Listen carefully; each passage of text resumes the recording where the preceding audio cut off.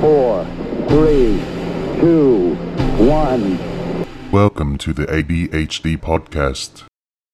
Hey, welcome to the ADHD podcast. My name is Tim, here with a couple friends of mine. Moose, what's up, man? What's up? Yeah, and I'm Rob Things are going Bizzle. good over there today. What's up? What's up, Rob? Good to have you here today, tonight, Like on bada Saturday bing. night. So what's up today, guys? What do you guys got going on?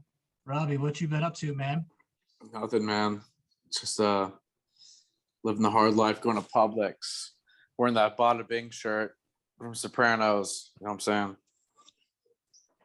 Bada bing. Bada Dude, bing is what I do. That's one of my favorite shows, man. I watched Is it? Sopranos the whole way through. I actually just watched it this year. Okay, so that it is the greatest show ever, right? Yeah. No, it's the greatest show ever. There's no dispute, nothing. This I've shirt that I'm never seen wearing a is single like episode. actually, it's worth $95 worn with armpit stains on eBay.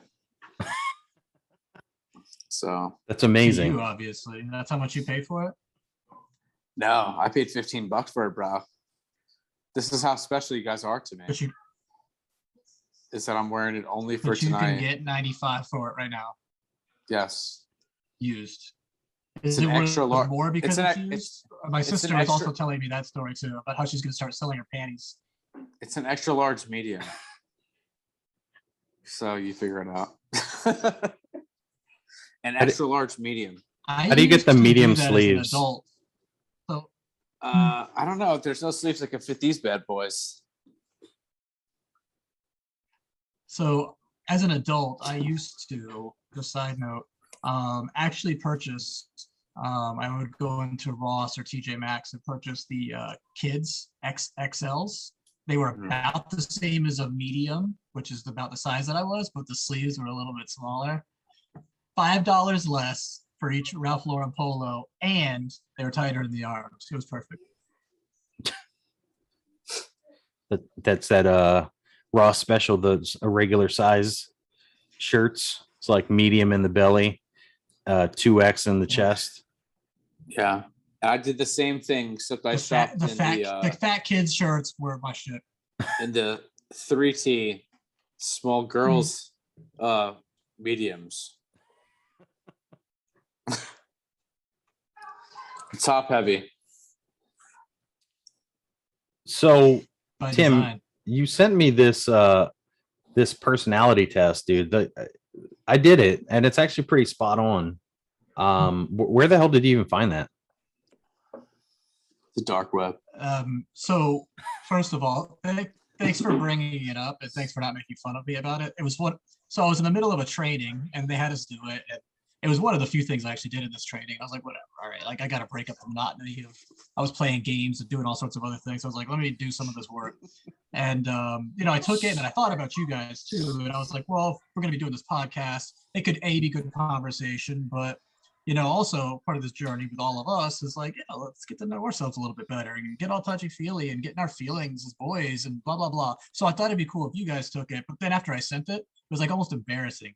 Like, even though I know you guys and we're cool, then I was like, dude, did I just do that? That's like, what was that, that girls magazine? It's like Cosmo quiz or something. You know what I Yeah, mean? I Like, was just about to say Cosmo. did I just lose bro points by sending a personality quiz to the boys? You know what I mean? But glad you did it, Moose. The big question is, did Robbie take the test?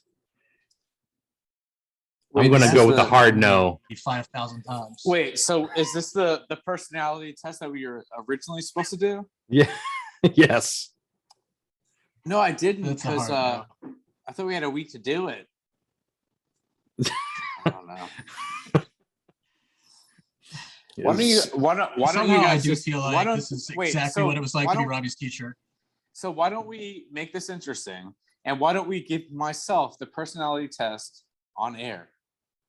So why don't you guys ask these questions? I'm going to answer them honestly, and we can just do it full blown on air. Do you want to do that? Yeah, give me I the. think that's a super. I have no cop-out. shame. That way we can see You should have done exactly your what you're homework. working with. I don't do it. Put me on the spot. It's like- Ask me some questions. Is procrastinator one of the The options. Master I mean- procrastinator. I mean, we can all give a score, but nobody's going to really know if you really gave the Is- true score. Is I'm willing to put myself out there and to take it out in front of the public. I don't know. Shame me. If Tim and I were Moose, hanging, back to yours. Since you took yours, Moose. man, so it was actually pretty spot on, I think. How do we know that, Moose? Because we didn't see you actually take it in front of the public. I paid a professional to take mine, Robbie. On time. Let's There is an interesting do we know? subplot there, right? Like, it doesn't matter if Moose did it himself or not. He did accomplish the task on time. So yeah, that's overrated. So I agree. Typically, I don't like to do things on time. I'm very last minute with things. But then I get like really severe anxiety if I don't get the shit done. So I was like, even though this was a very super optional, like between friends type personality thing, I was like, damn, I feel like I have to do it. I'm going to have a panic attack. So I did it. It was that really bad? solid. No, Was it really that bad? it honestly was longer than I wanted. And when I say that, I mean, it was longer than 5 questions. So I tend to lose attention on things after I'd say after like 10 or 15 questions, I'm toast. I'm like, I don't care about this anymore. But spot on. I like toughed it out and I powered through it. So I was a INFP. So that's introvert, intuitive, feeler, perceiver. Robbie's like, what the fuck is that? So That's just, to me, it just sounds like a normal person. I don't. so I think everybody has certain traits of all of these, right? So everybody feels, everybody perceives, everybody has some level of intuition. Some people have some level of introvertedness, but all of them together, and then kind of like each of those are a slice of the pie that is Moose, right? If that doesn't sound too stupid. It was pretty spot on. I don't. Whose pie? Your pie. It's my pie. It's my pie. So I don't typically like this shit. I think it's right up there with horoscopes, but there is something to this. There is something to this test. There's a lot of science behind this. I feel like these are more for developmental purposes, whereas horoscopes are really designed for creating excuses or justifying certain behaviors or feelings. This is really, trying to figure out where you are so you can get to wherever it is you want to be. Whereas like the horoscopes are like just kind of scamish, like, oh, Leos get in fights a lot because they're passionate about leadership. Like that's just an excuse for me to go to a bar and, fight. Whereas this is like, hey, this is kind of how you feel. This is probably how you process a lot of the things you do or a lot of things that you encounter. And it's up to you to go from here to wherever it is you want to go. So I thought it was pretty solid. Carl Jung, right? Carl Jung? Is that the guy who did it? yeah. Yeah. Yeah. I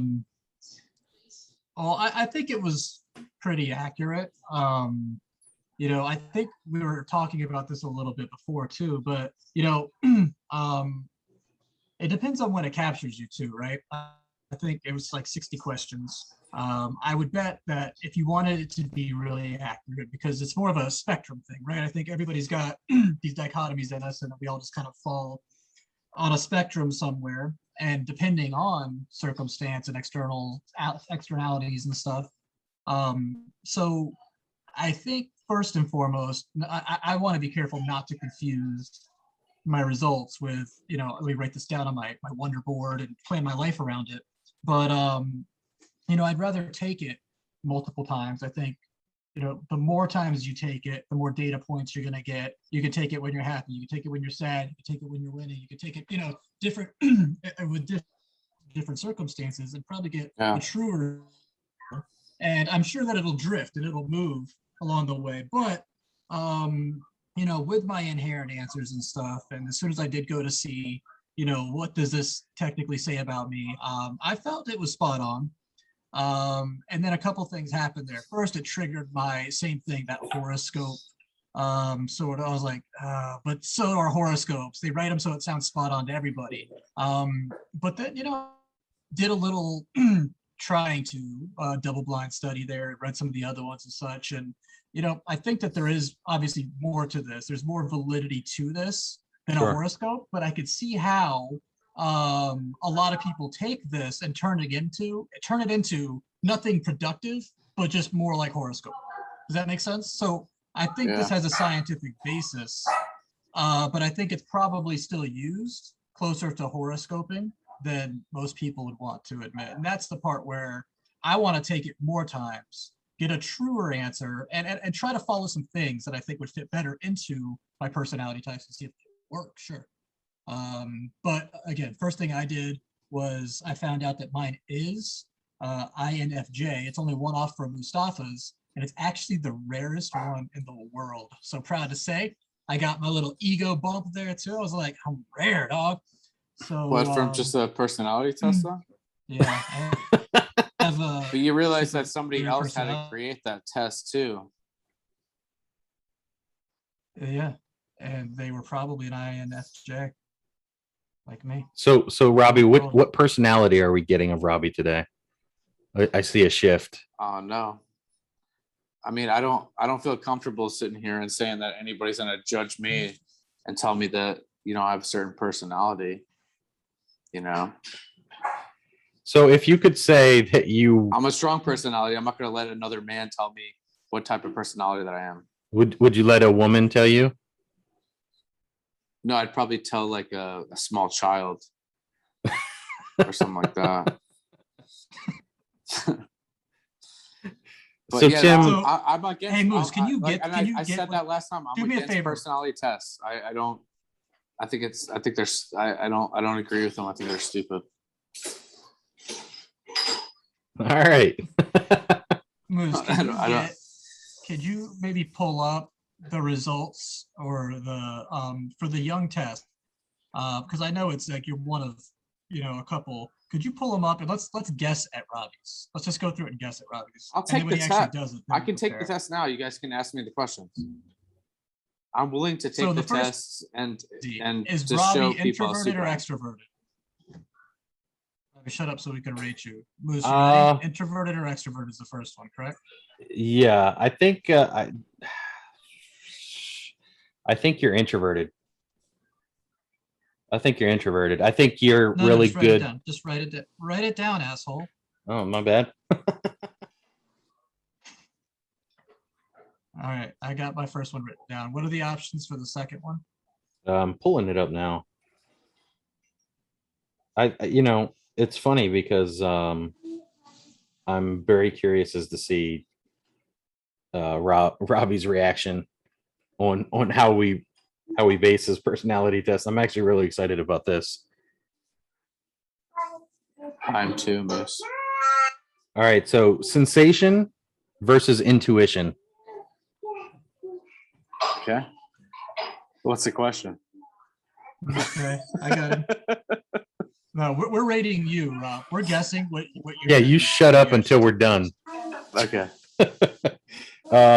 Thinking versus feeling. This is a good one. Is that the actual question? Yeah. No, this is you fall into one of these two camps after you take all this stuff.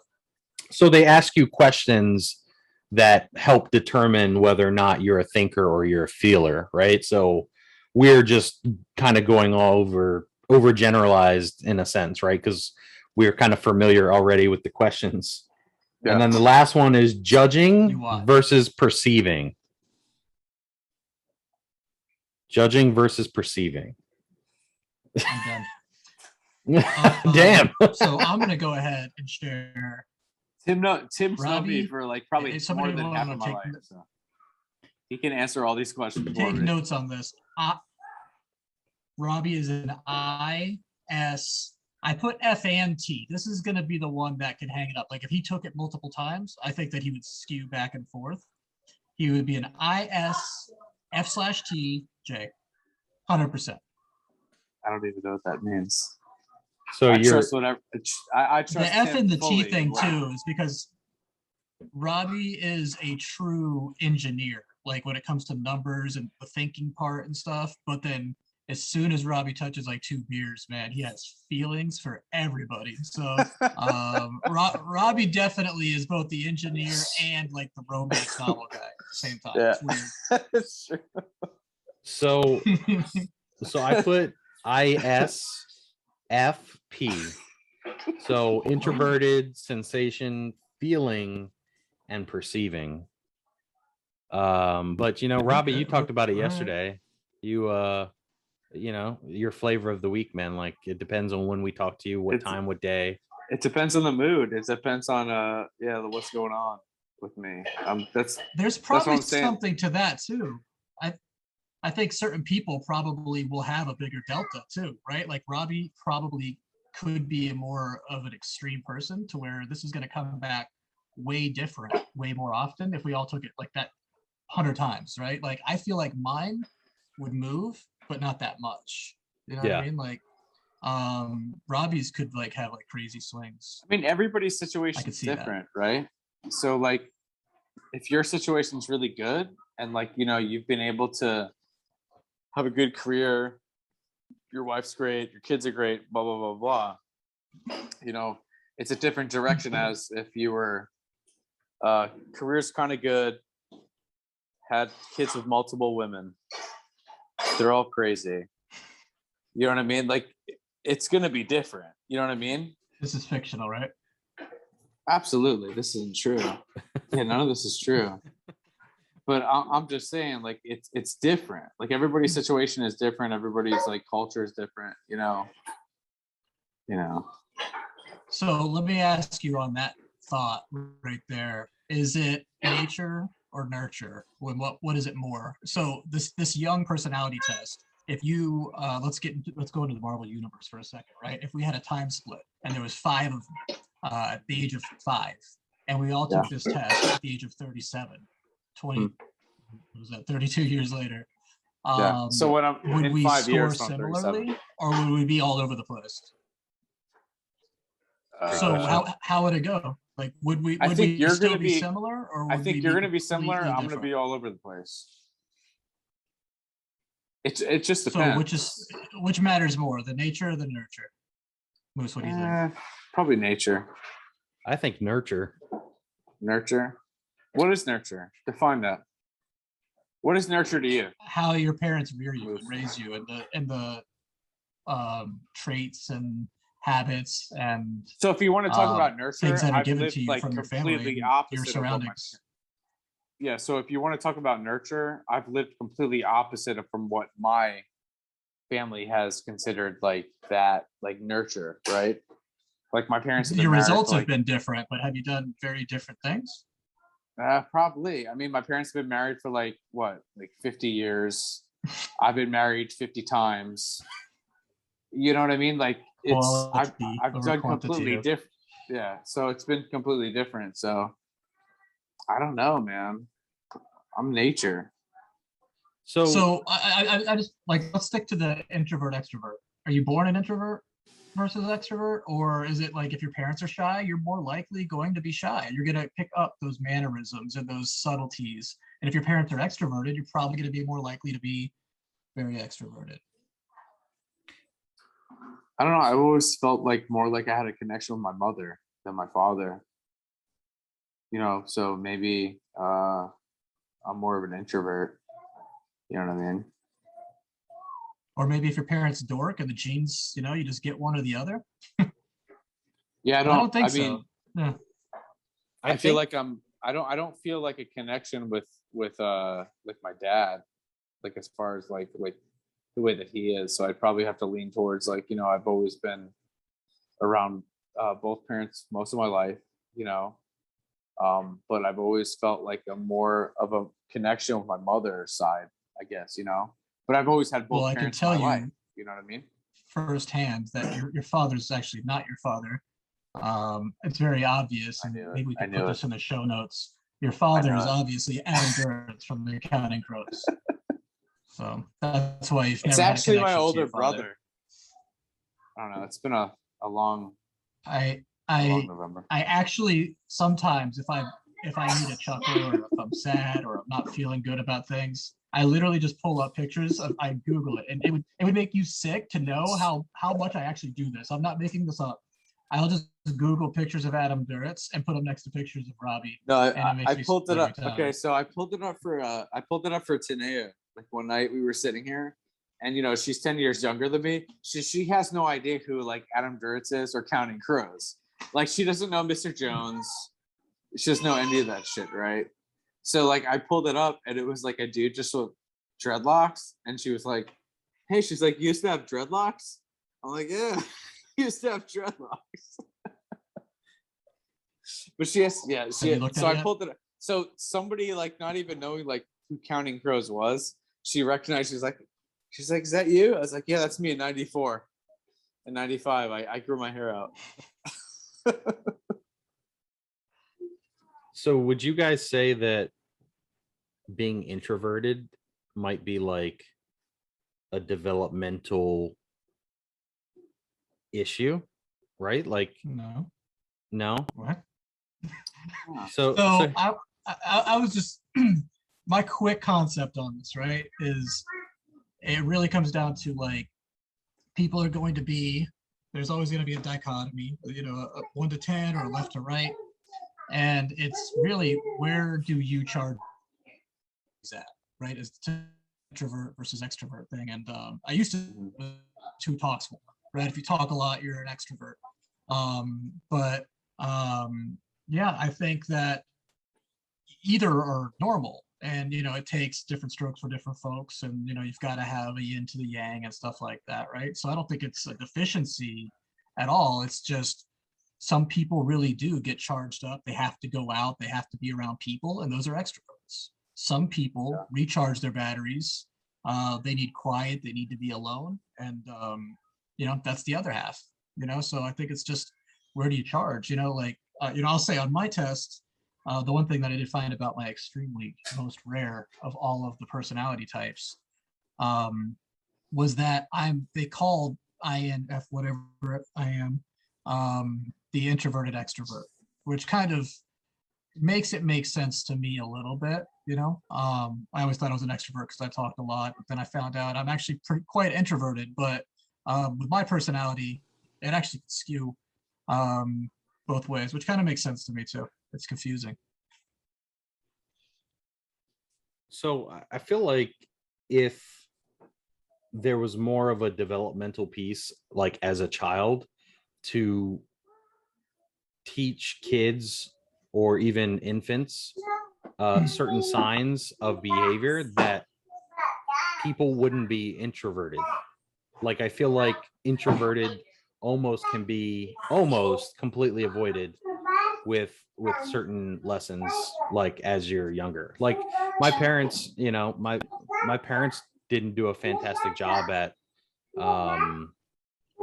being extremely outgoing. I mean, I had manners, I spoke well, I was very polite, I was very respectful. Those are things that I really learned from my parents. But to be outgoing and to be the things that an extrovert are, I don't think I got those things from when I was younger, right? It sounds like you're talking about it though, like being introverted is like something to be fixed. That's what I'm saying. Like it's almost like we're talking about like being extroverted is the way to be, and almost like being introverted is like a handicap, right? Yeah, I'm seeing it totally different. Right? Like very yin and yang, Darwinistic, right? There's half the people are over here, half are over here. There's a distribution of people in the middle. You know, it's not a disease. I mean, it just sounds like you're talking about it like it's like a bad thing. Like we gotta beat that introversion out of that boy. That's what I'm saying. Like, so to me, like introvert and extrovert, like they're supposed to be equal. Like Yeah. you know what I'm saying? Like it's supposed Yin to and be yang. like, Heads and tails. yeah, like a yin and yang. Like none is like more worse than the other. You know what I mean? But I feel like this discussion's like becoming a little biased. You know what I mean? And it's where like the That's a good point. introverts, like we're, you know what I'm saying? Like the introverts are reigning supreme. You know what I mean? So And it's funny because for the longest time, Robbie, you're right. Like I felt like it was the most ideal scenario to be extroverted, right? Like, but I feel okay. So I'm sorry to cut you off, but us like thinking that way, you know, right? Like we're like almost like keeping you as an extrovert by like being the way that we're being.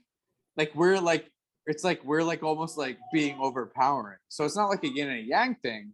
It's like we're better than you. You're gonna, you know what I'm saying? Like you see what I'm saying? Like no, I get it. I don't feel like I don't feel like we're being equal. I feel like me and Tim are like we're like we're like the power like alpha male. You know, we're gonna step on you type thing. You know what I mean? I don't know. That's a. But I'll do I it, feel. and then I'll go recharge my introverted batteries by myself. Yeah. That's what I feel like. I feel like, yo, extroverts are good too, but we're introverts, so we're just gonna crush you. Like, you know, you know what I mean? And like They're like the I don't know. bullies on campus. Yeah, yeah. So we're bullies, So, basically. Me and I Tim, we're think that's bullies. the part where we're getting this. I feel like we're really doing an atrocious job with this introvert extrovert thing, because I think that we're putting all these personifications to what each one is. Like the extroverts are the big jack meatheads, and Yeah. I guarantee you that's not true at all. There's probably no association between the two about who has the bigger muscles or anything like Yeah. that, because you know I work out alone. If I work out with a lot of people around, it's not going to make me bigger. But like I think it's just, again, it's where do you recharge your battery, right? I bet you there are as many like incredible actors, great orators, speakers that are introverts as there are extroverts, and quite possibly more. So I don't know that introversion or extroversion specifically leads to all these dominant traits that we're going to see and notice in people. Again, it just comes back to where's your base? How do you charge back up? You know what I mean? Some people, you know, they've got to go out on the weekend. They've got to get out, right? And some people got to get in. So do you But think in your work life, and you know, I don't think it would be. I would doubt that anybody could be very good at picking people, maybe on an hour-long interview if they were an introvert or an extrovert. That's all. so I don't do you think feel could do it like in an hour without asking pointed questions, at least. so I think society though paints the picture, and this is, I'm sure this is where it stemmed from for me at least. I feel like society paints the picture of the extrovert is the person that everybody should aspire to be, right? That's And just maybe been you this whole time, but I do agree. Maybe there is a little bit of that. so right, like everybody wants to be the outgoing guy, the life of the party, and they, you know, and I know better now, right, as an adult, but that's kind of what people defined an extrovert as, right? And then to top that all off, they take the celebrities and the people that are in the limelight, that are introvert, right? And they justify it by making them seem like they're an artist. So like Kanye West, right? That motherfucker is absolutely an introvert, in many regards. And they justify it, right? They make that seem like, look, if you're popular and you're an introvert, then that means you're an artist. And if you're life of the party, top, you know, 100 celebrity, most highest gross paid, whatever of the year, you're probably an extrovert. And that's where I get like my ingrained definition. That's why I'm like, man, like I'm trying to become an extrovert. And then in my adulthood, I'm like, no, I'm an introvert, right? This what I am. Yeah. I mean, sometimes But being you an could be the introvert's a life good of thing, the though. party, and then just need to have a rest after the party. Yeah. right? Like I could be the life of I've been the life of parties that I'm sure that the general public would say, look at that damn extrovert.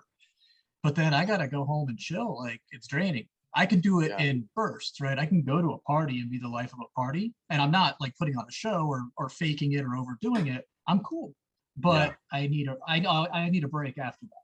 That's all. I agree. I value my self time, my time alone, significantly more than the time I spend impacting others. Although I love impacting others, I have to collect myself.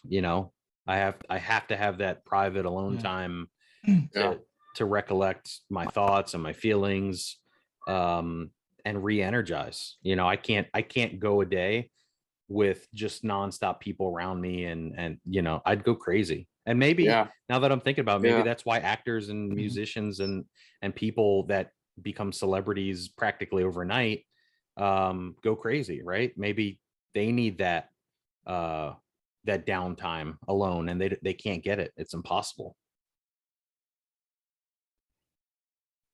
Funny, I just noticed too the way that my choice of sports even skews towards solo sports, just as we're going towards the introversion thing. But so I want to shut you stupid introvert / extroverts up. I would like to throw a recommendation out there. There was a book, and we had talked about it. I had read it like a year and a half ago. That kind of opened me up to this introversion extroversion thing, which is why, sorry, I felt, like maybe I had to coach there a little bit on some of it. But there was this book, Quiet, by I think it was Susan Cain or something like that. Because until I read that book, and it talks about introversion and how introverts really work and dispel some of the myths and stuff, but it was actually a really interesting book. And that I thought for sure I'm an extrovert, I'm all these other things and such too. And it enlightened me a little bit. It opened me up some of this thought, and I'd like to recommend it at least. But switching topics, I think a little bit, guys. Moose, you said it. You were talking about it. Donda. I sent you guys some notes. We were talking about this a couple of weeks ago. Kanye versus maybe Kanye as an artist. And is his talent? Is it there, or is it maybe just way overhyped, presumptuous, possibly? And I know Robbie's going to have a lot of feelings here because Robbie is our old school hip hop head for sure. So thoughts, comments. But let me point out before you say what I am going to assume you're going to talk shit a little bit. Did you see the sales of everything Kanye, him doing this entire thing and pushing it back and turning it into this crazy spectacle is one of the biggest attention grabbing things that has ever happened to humanity.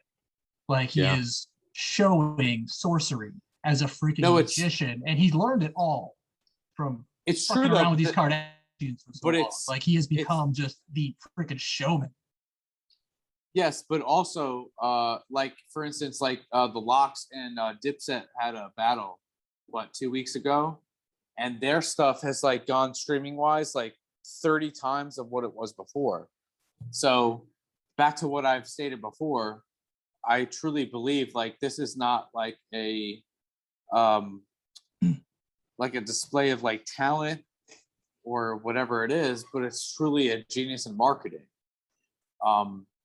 You put a product out there, you make a demand for it, you make the demand obviously really hard to get, really hard to listen to, or whatever it is, and people are going to continually to want whatever they can't have, right? So until a point, is he just balancing that really well? I mean, I think he is, but that doesn't. We can't judge that based off. So we cannot base talent or how good something is off of demand, right? Because what really? I think you should. I mean, Limp Bizkit sold 30 million albums of Chocolate Starfish and the hot dog flavored water in 2002 and 2003, right? And everybody was singing "Rollin'" and all that shit, right? But are we looking at like that as like a display of art? Are we sitting here and saying like Limp Bizkit? I think that I think the album sales could be considered a democratic vote of how good the art was. Exactly. But the thing is like, let's be honest with you. When we're sitting here, we're saying like, you know, you can take that cookie and shove it up your ass, right?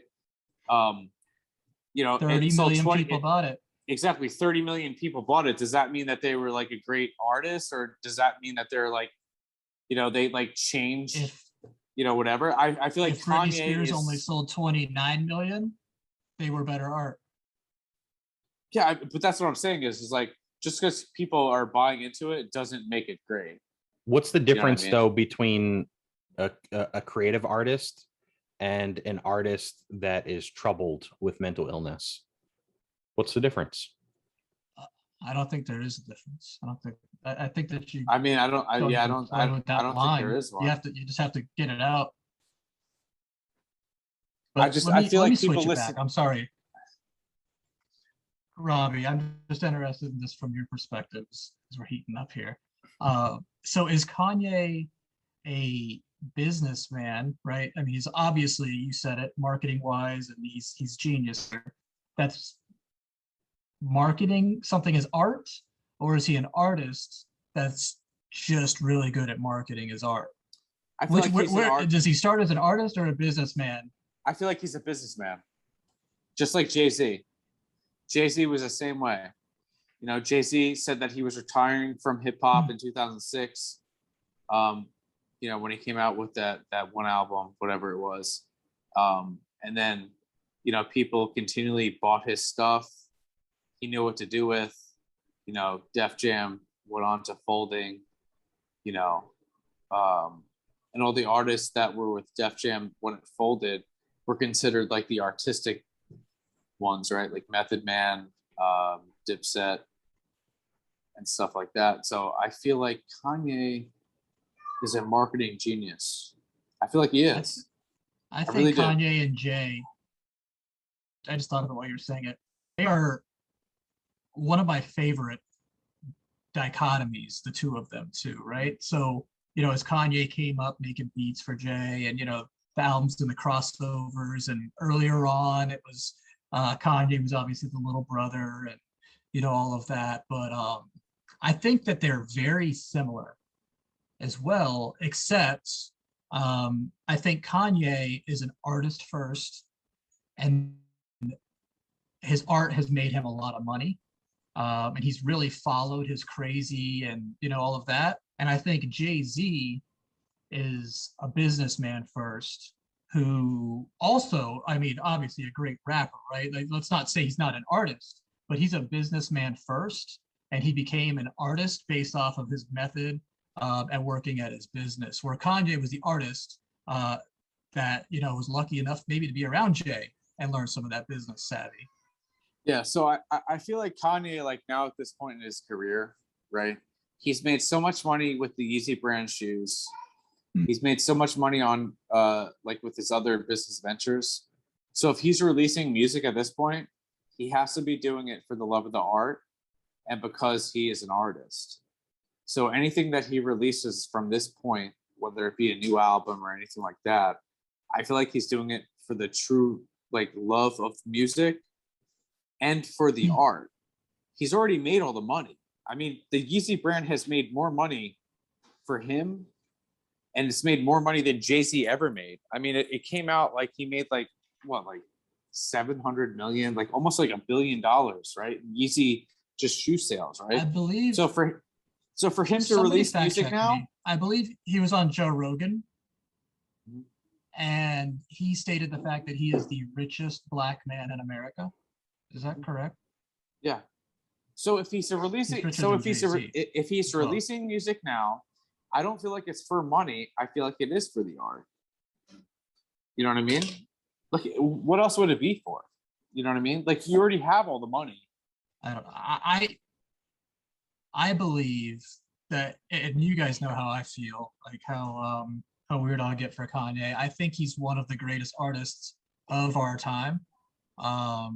I think, even the college albums, the first three, when he came out, he was, a producer and a rapper. or a producer that mumbled through the wire. It didn't really have a good voice, but it was catchy. He had his own great beats. The lines were witty, so there was some really funny stuff. You know, he had some good wordplay. He was just a rapper then, but he has embraced all the opportunity that's come his way. He's got into so many different worlds, and I think that, you know, we had like this legitimate talent just rapping. And thank the Lord, and I'm glad that, you know, he was open enough to find all these other avenues to express himself, because that was like, it would have just been such a tragedy if he only got to get his art out through music in that one single way. And I think he's evolved way past that, right? From designing, Yeah, like he's doing now, it. just I mean, Donda releases and the live art. he's already made his money. You know what I mean? No, but So I feel like I would, even though it's not the same, I guess, palette, you know, I would compare him almost to like an Andy Warhol at this point, right? In the way that he does live action art. I think that's fair. I think that's fair. Something like that, or fair. Keith Not even Haring, in or like even a, like but just Banksy. okay. So not even like in not even as far as like, you know, doing like art, right? Like on a canvas or anything like that. I think like the idea of it, of what he's trying to do, is Andy Warhol like, right? So it's Yes. you know, coming in, trying to do something different, trying to expand outside, trying to think outside the box, right? I think we can say that like, that was, you know, but even like oh man, what was it? Who's the dude that does the art with the stencils? You know, Which one? Banksy? Banksy, right? He's just spray painting on a building. He's just spray painting on a building in a stencil. You know what I mean? But nobody else is doing cool. that. They have Exactly. sayings. Yeah, like so he's thinking outside the box, And he's anonymous. Different. And that's just kind of the same thing Andy Warhol. That's what I'm saying. So that's beautiful. Yeah. Well, so but Andy Warhol didn't want to be anonymous by any means. Yeah, you know, but I mean, being larger and I feel like Kanye is the same way. He doesn't want to be anonymous. You know, he wants to be known. And that's my point. It's a different canvas. It's Kanye doesn't paint, but I think that the art is getting out of him in a different way. But my point is, I think that he should be and is worthy of being put on the level of artists like that. But you know, when we go back to what we were talking about with money, letting money vote democratically, I think that some of his things that he's done have sold for more than a Warhol at this point, right? So maybe his art's even better. Oh, definitely. Yeah, no, definitely. He's richer than all of those other guys already. I feel like the biggest differences, though, is that with those artists like Warhol and stuff like that, they were like cool with having their art being out like as the forefront in the public, to where Kanye kind of like relishes in the spotlight, and he kind of like enjoys like being like he's putting himself out there. You know what I mean? As to where like Andy Warhol, Banksy, you know, those type of artists, they do it and they're not like really like everybody knows it's them, right? But they're not like really putting themselves out there. I mean, the proof is in the pudding, right? So everybody buys into it. You know, he just did a joint venture with Gap, who was literally on the verge of bankruptcy. You're gonna get that bubble vest, that bubble jacket? No, exactly.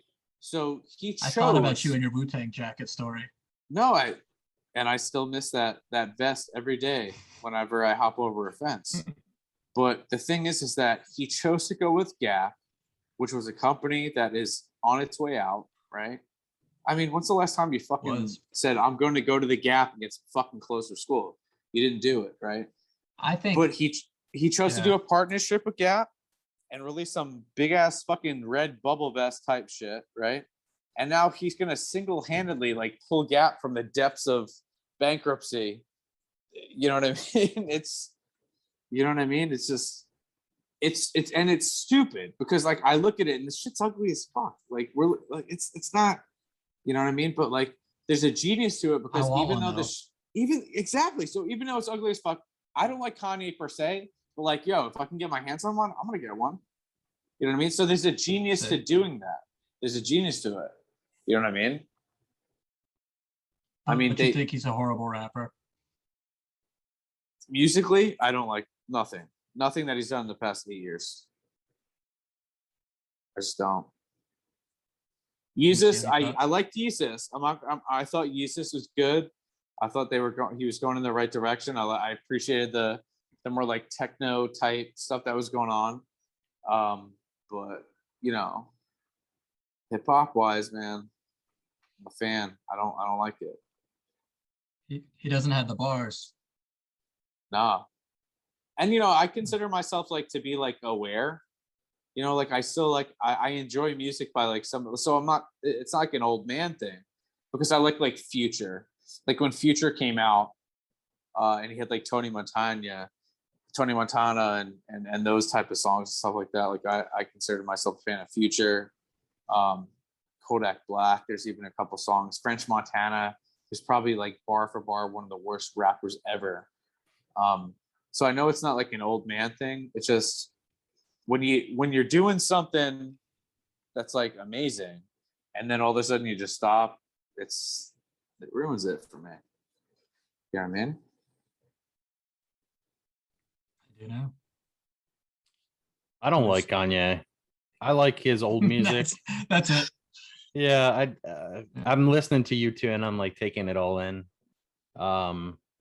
The dude at some point in time, you have to take his artistry and ask yourself, is it like a cry for help, or is it like marketing genius, or is it one that's morphed into another? I feel like it's marketing. I think it's both. I think it's just honest. Yeah. So at what point do we stop sensationalizing it though? Like I stopped enjoying it when I realized like his marketing genius is a cry for help, and it's morphed that, and he's okay with that, and so is everyone else, and I feel like I can't support that. It's hard to say that. Okay, so it's and this is what I think of it as, right? So when you think of like bands or rock music, right, that have lasted like 30 or 40 years, and they've like continually like whatever, like Aerosmith is a great example, right? So Aerosmith started off in the 60s, right? And they started off with like some really good music. 70s, they were still around, you know, they started doing drugs and stuff like that. But then in the 80s, you know, they did like Walk This Way. They decided to like do a song with Run DMC, kind of reinvent themselves. Then in the early 90s, they had like Living in the Edge, Crazy, Amazing, and those songs and stuff like that. So they like literally spanned their career over like 40 years. But they're basically doing the same thing Have you that Kanye is doing watched now. their documentary or something? That's incredible. No, I'm a huge Aerosmith fan, but Kanye is basically doing the same thing, and we're hating on him for doing that, because just like Aerosmith, Guns N' Roses started in '86, right? And then you know they're touring now, and their tours are selling out. You know, but they had like their records in the '90s, November Rain, then the Chinese Democracy. They built up the hype for that. You know that they postponed for like 10 years. People still bought it. It went platinum. It was like 06 or 08 or something like that. Like, so that whatever wasn't it is. Even they though. That was just Axel with a whole nother band. Exactly, but that is kind of like the same thing. Like even if like Kanye was doing that now with himself, and it's not the same as what he did 10 years ago, like we're still buying into it. So what I'm saying is like he's trying to stretch his like legacy out 30 or 40 years, and when it's done with rock music, it was okay. But when we're talking about it with hip hop music or anything like that, it's like we're like being critical. You know what I mean? So maybe we're being too critical of Kanye. But staying relevant is different than trying to expand your legacy. Like look at Snoop Dogg. Metamorphosize. See, Snoop Dogg. So when you bring up Snoop Dogg, he created a legacy, but he branched out in other areas, right? So when Snoop Dogg came out, security system now. Exactly. So he had Doggy Style, and then Snoop Dogg did the whole Garment thing, to where he sold his voice to Garment, to where it'd be like, yo, take a left at this corner, player, or like whatever it was, But Snoop Dogg at one point, after he was famous, was like on trial for murder. I don't know if anybody remembers this, but Doggo Style came out in 93 or 94. 95, yeah, murder was the case. He could have went away forever, but we solidify and we recognize Snoop Dogg by his voice and stuff like that. So he's been able to sell this whole like career off of like his voice and like whatever he's doing now, And Snoop Dogg's like almost it's his persona.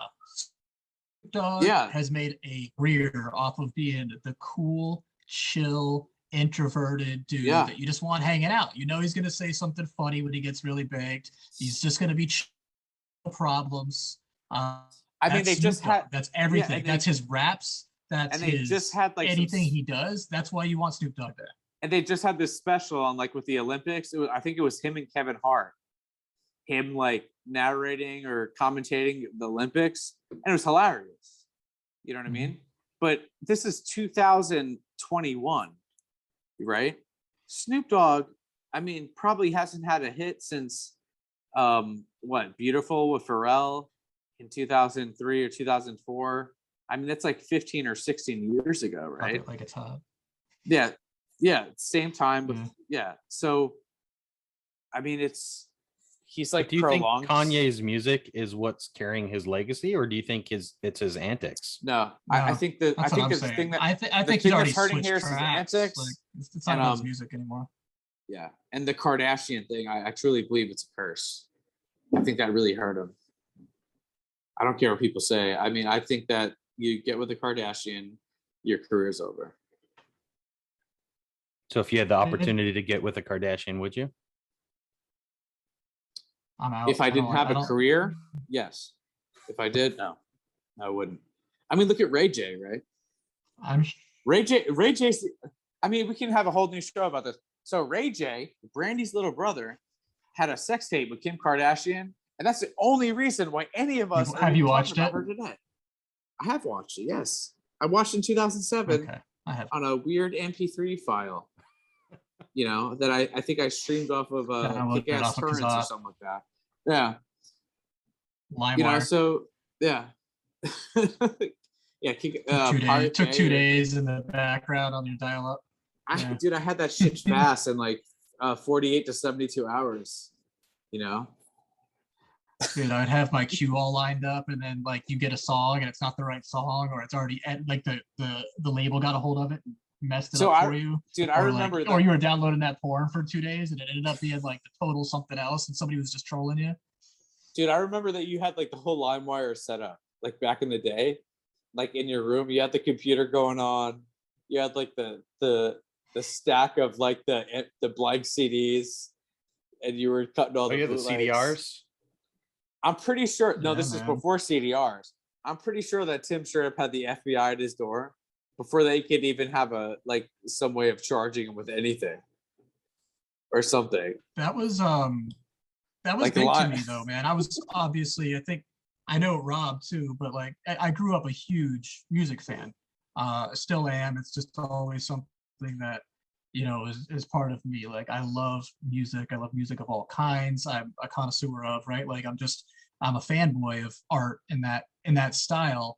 And coming up at that age, at that time, like 2000, I was 16. And even before that, a couple years before that, when you found out how you could steal all this music, right? You've been saving up your money for a couple weeks when an album comes out, and you're at Best Buy in line on Tuesday, you drop your $12 and you hope it's good. And most of the time it was, right? And there was a build up to that. There was something fun there. But the moment that Pandora's box got opened, right? When I found out that my little sneaky fingers in my room, like I could go on the internet and just get like, kids and people that weren't around then wouldn't understand. Like they don't get it. They don't understand. Music was very siloed out. You couldn't just get it, right? Like you had to go buy the album. You had to go and it was every Tuesday. And everything was done differently. That's what I'm saying, right? But then at that moment, when it changed over, and then I found out I could have it all. Like that was ridiculous to me. And yeah, I went overboard with it, right? Like I had now at that point and everything after, I was on a mission to own all and curate all of the greatest music in the world. I had like I was making It a was like different album every day. it was like giving cocaine to a crackhead. Like you're just here's all the cocaine in the world. Like you it know what I'm also saying? became Like, a marketing strategy after a while. They, that said, hey, let's get some hype around this album. Let's leak one of your songs, right? dude, it was like so. And I remember such a paradigm. so I remember like the hype for albums coming out, right? And I feel like we should have a separate show on this, like as far as like music and the way that we listen to it today and whatever it is. But I remember when Korn came out, I'm a Korn fanboy, but Korn was on TRL and they had Got the Life. It was a new video, new metal, like they kicked off the whole thing. And I remember like it came out before the album. I remember the hype was so big for the album. I remember standing online and getting that album in my hand and like, breaking the seal. At the top, it used to say like the name of the artist and the album. And you said break it open with your fingernail and opening that album and the smell of like that plastic, right? Of the album, and you put it into your CD player or anything like that. And it just like those feelings, like to this day, have never gone away. Experience. Totally different experience. And yes, like after that, like there's been albums released like that have been great, but after this time, but like I don't like embrace them, or they don't have the same like feeling that I had back then with stuff, right? Like I'll never forget, like my first album was like that I got on cassette that like I fully bought myself, was Nirvana Nevermind. I got it from a Genovese drugstore in Massapequa, New York. I convinced my grandma to let me go in. I had $14. The album was like $12.98. I bought it, and I'll never remember the smell of that like cassette. And like I analyzed like every like point of the cassette, like the plastic, DGC, which was like David Geffen Company, just the smell of it, and then just like listening to that album and Kurt Cobain and all that stuff, like it was amazing, and like I don't know, it's like I feel like maybe like the generation now is like cheated of that, you know what I mean? It forced you to listen to an entire album, but I also think that it forced me to over listen, over appreciate a lot of albums and things that I might not have liked as much had I just not committed $13 to this album and have to kind of like it too, right? Like so in the ADHD world where you can just skip and just like whatever, there's no real penalty and I can just go listen to something else. I don't know that we give music as much of the time that it deserves too. So it's kind of like a pro and a con there, but like I think when you were buying albums, you really listened to an album, and you allowed things to grow on you a little bit more. Modern music isn't about putting together an album, and that's just something I'm not going to say we need to go back. I'm not going to be that old guy or anything. The album thing, the album concept, I think is mostly done. There's no reason for it anymore, right? It used to be because you had to give people enough value on the disc to make them buy it. Yeah, now you don't. We don't need to make songs, albums anymore. We could just put songs out now. But there is something that I think old guys like us will remember about that feeling, the opening the disc. And by the way, you said that Korn Follow the Leader.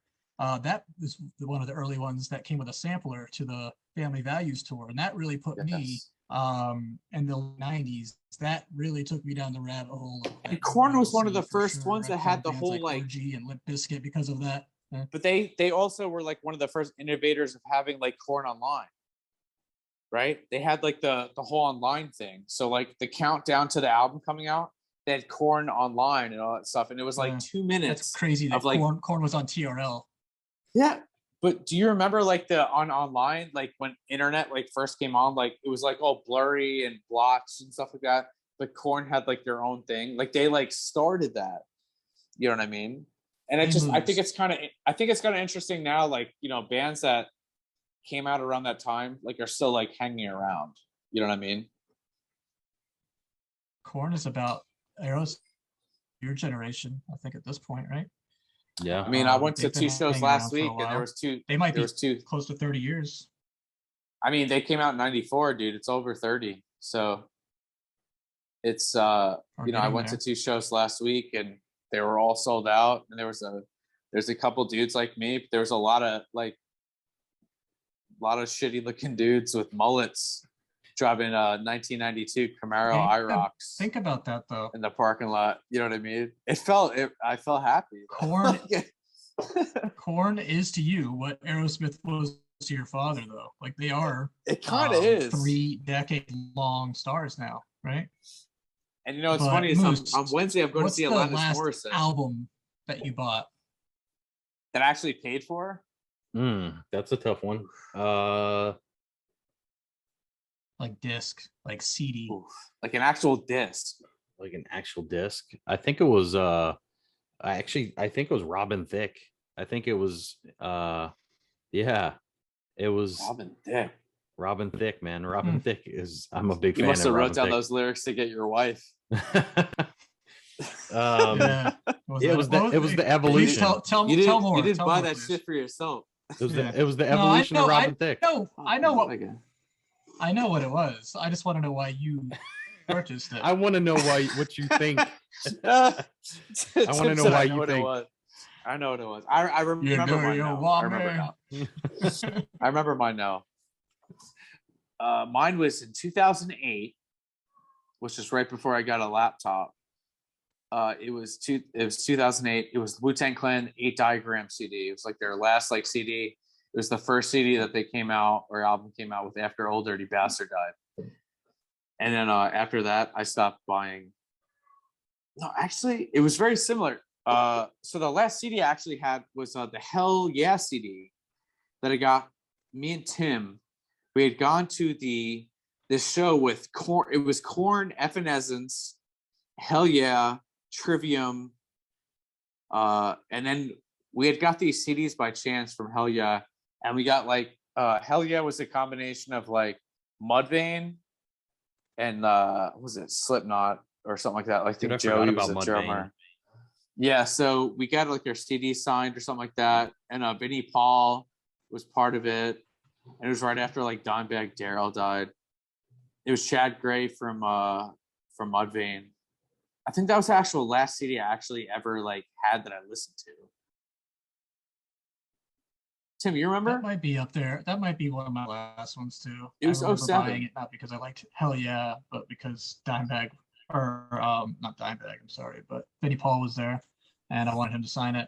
But, it was one of the last shows they did at the TD Waterhouse Center. That's now Amway, but they did. That was the last one of the last shows they did at that little arena. Remember we bought Jake? Yeah. Jacob was 12 or 13. Remember? Yeah. We brought my little brother. Remember?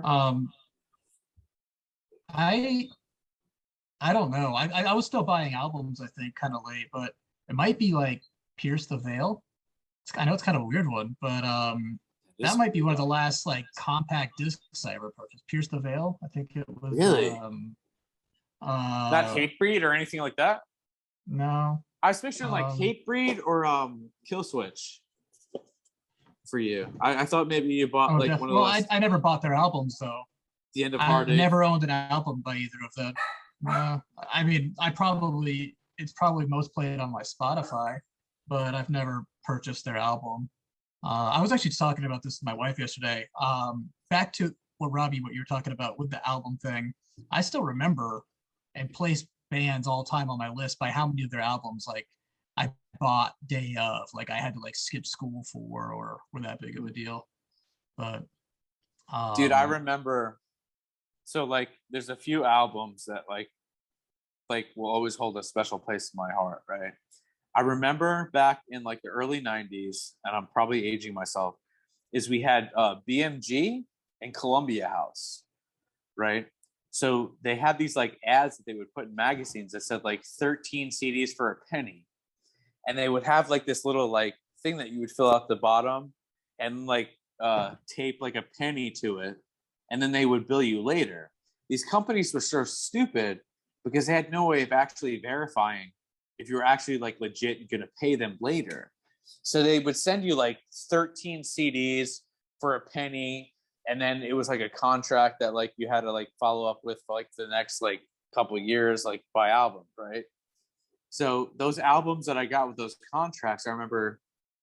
First of all, I don't know how my mom even let me receive them, but I remember I had the first few albums was like Nirvana in Utero, REM Monster, the Space Jam soundtrack, Space Jam soundtrack. yeah, Beck, Mellow Gold, which had like Loser on it, Foo Fighters, before they were Foo Fighters, that had like Big Me and I'll Stick Around, those albums. But the biggest albums to me were like Stone Temple Pilot albums. So like I had like Core, Purple, and Tiny Music, and those albums to me. And like I was never a huge Pearl Jam fan. I got Vitology for Christmas. My parents bought me from the Wiz. There was a store in New York called the Wiz. They got me that. My mom bought me Vitology, and I remember it was different because it didn't come in an actual plastic CD, but it was like a paper. Remember, like there were some like bands that came out and like it was like a paper. You'd open it up, right? So Pearl Jam had Vitology. I had LL Cool J All World, which is like the greatest hits album. The Space Jam soundtrack, and Weezer, the Blue Album, which is like completely amazing. I was really big on that scam too. Obviously my parents were divorced. I had my grandparents' house. I had CDs getting dropped off everywhere. And first of all, it was like the original. How did they regulate it? Right? That's how you did it back in the day. It took a little bit longer, but I got letters. Both my mom, my dad, and my grandparents definitely got letters about attorneys taking action against them for not. But they never did. There was no way because there was no way to prove it. But it was, yeah, and either way. But it was funny because a lot of my earlier music and bands that I still love today, I found because of that. You just said it. Stone Temple Pilots. I got like all of my Stone Temple Pilot albums through there, and that was like one of my favorite bands growing up. So. Props to them. So switching off of the music topic, I want to ask you guys, theaters, going to the movies.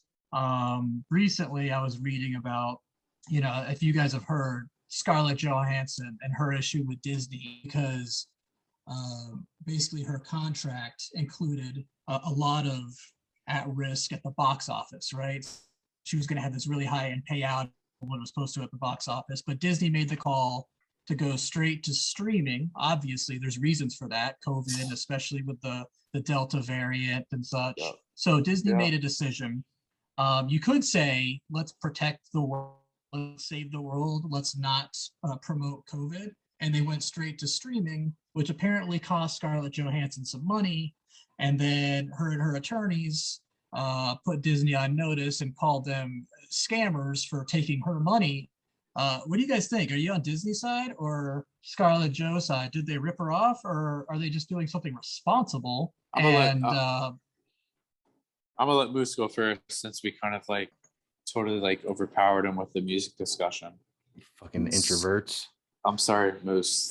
Like, yeah, we totally Trump Moose Tim on that music shit. You guys, you guys are definitely musical gurus. I had to sit that one out. It's a double-edged sword. Yeah, it's not. I just listen to music and lift weights. That's all I do. Moosehead.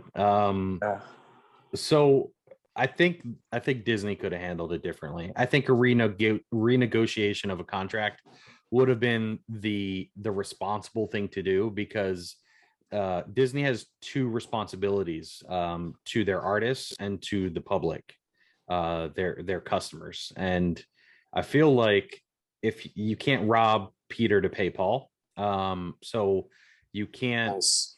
Yeah, you can't say, well, this is the right thing to do for humanity, for our audiences, for our customers, and we're going to screw you out of a massive paycheck. There has to be a middle ground, right? So just imagine if we had The government shut down all But of I the don't know businesses. if they made the money either. I don't. I think they did. And the reason I say that is this: when you switch to a streaming service, I mean, think of how many things just in your personal life that you've caught up on, whether it's music, whether it's hobbies, whether it's streaming, television, the people that you know, your family, your friends. We've all done a ton more TV watching, a ton more music listening, a ton more not work related hobbies as a result of COVID closures. And I think Disney is not different. I think Disney made the same money, if not a little bit more. I mean, if you think about it, streaming almost cuts out the middleman, so they might have even come off making more money. I think a Well, we'd renegotiation be of contract. speculating. I was just curious. Yeah, I think renegotiating the contract would have been the right thing to do. You know, it's funny because like, a lot of just to compare this to like what like the WWE is going through right now, wrestling, right? So the WWE right now, they've made some like big cuts with like some big name superstars who are going to like AEW, who has a contract with I think Turner or TBS or TNT or whatever it is. But um, there's not necessarily more money in holding your product online or to have people pay for it as to making deals with the streaming service. So the WWE had the WWE network. Everybody's paying $9.99 a month for it for the past like probably 5 or 6 years, probably. And then they just ended it and they sold the rights to Peacock, which is I think what NBC Yeah, NBC is is streaming. NBC streaming for $2 billion, right? And everybody's talking a lot of shit about WWE right now, how weak their content is. They're releasing a bunch of wrestlers, but WWE just made like $2 billion off of like selling their rights to Peacock, and it's kind of the same situation with like HBO Max and stuff like that. So the thing I do know with the Scarlett Johansson situation is that she got $20 million for the movie, and then apparently she's saying there's like some sort of violation of the contract to where she was under the impression the thing was going to be released in theaters and she would retain some monies off of ticket sales and stuff like that, whether it's AMC, Regal Cinemas, or whatever it is. So I understand it. She still got 20 mil. So a lot of people are saying that she's greedy. A lot of people are saying whatever, but at the end of the day, if there is a violation of contract and if they're not upholding what they said they were going to give her, then they're in violation of that contract and she should receive whatever she should. However, I feel like in this COVID age, I really think that having the movies on HBO Max, Showtime, and all Disney these other Plus. shows, I think, Disney Plus, I don't think that's a bad thing. I think that they just need to like maybe change the way that they're paying artists or actors for those movies and stuff like that. I will say it's hella convenient to be able to see a movie on HBO Max that I generally wouldn't want to see in theaters. For instance, the new Space Jam was garbage, trash. I'm a LeBron James fan. I love LeBron James. But for people to think that he could ever like step into the shoes of a Michael Jordan and they would have that same magical moment that they had with this first Space Jam is completely stupid, right? So that sort of movie should have been on HBO Max, right? That's a good point. And I think that worked out for them. Music artists had that same transition, right? Going from buying the albums to streaming, right? Same kind of concept. I mean, so the first year of COVID, I supported the streaming. I bought a bunch of bands were doing streaming concerts, and I paid for the $10 or whatever it is to see bands. Korn had a streaming show. Seven Dust, 311 did a bunch of them. I'm a huge 311 fan, and I paid the $8 to just see them play like, some concerts or whatever in their like studio. right? So I don't know. I think that, Scarlett Johansson has a right to sue if that she was under the impression that the movie was only going to be released in theaters, and that if she was going to receive a certain amount of profits. But going forward, I feel like any artist, any actress or actor or anything like that, I don't necessarily feel like it's a bad idea for them to go ahead and release movies through streaming platforms. You know what I mean? So I don't think she's wrong, because there was a contract. To this point, no, I was just gonna say, as far as I know to this point, it's proven that Disney created COVID and unleashed it on the world. My personal opinion is that sure, I'm sure that a contract that was made pre-COVID probably didn't have a COVID clause in it. And what if we have to, digitally release this? But I kind of think she's being a bitch. So if she Disney made that money decision though, so Disney made a decision based off of the state of the world. And that's that. I'm sorry that COVID happened, Scarlett Johansson. And unfortunately, I don't know if you guys heard, but after a couple nasty back and forths, they've cut her now from everything else they had in the works with her. Yeah. So right or wrong, I'm not gonna sit here. I called her a bitch, but I'm not gonna say right or wrong. It's not wise to bite the hand that feeds, the white glove of Mickey that feeds, because obviously that didn't work out for her so well. Tim, I feel like you would be like Scarlett Johansson. I feel like if you got 20 mil and they said, I feel like you would be the one that would be like, yo, you're in violation of your contract, and sue the shit out of them for like $100 million. so I mean, if I thought I could get it, maybe, but it doesn't mean that I would believe that, Yeah. But so for you guys, and maybe for Scarlett Johansson, but is she wrong? Is she so wrong that she for can make being money mad? on her next movie with her next? Yes, she is. But for the sake of her getting her full value on her next movie with her next company that she works for, that won't be Disney. Yeah. Are you guys going to go back to movie theaters No. so that she can get all of her No. money, or is she No. going to have to live with this the rest of her life?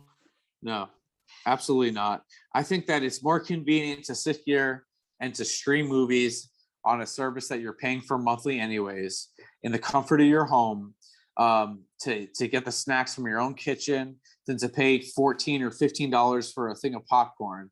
And I think that this is what people are afraid of.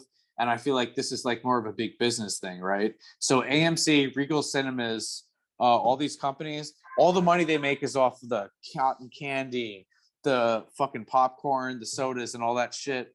Like, they're the ones complaining about it, right? But us, the consumer, when's the last time you heard a motherfucker complaining about the fact that we have to sit here and watch a movie in our house? Nobody's complained about. Nobody has ever. I have not heard one person complain about not being able to go to the movie theater since COVID.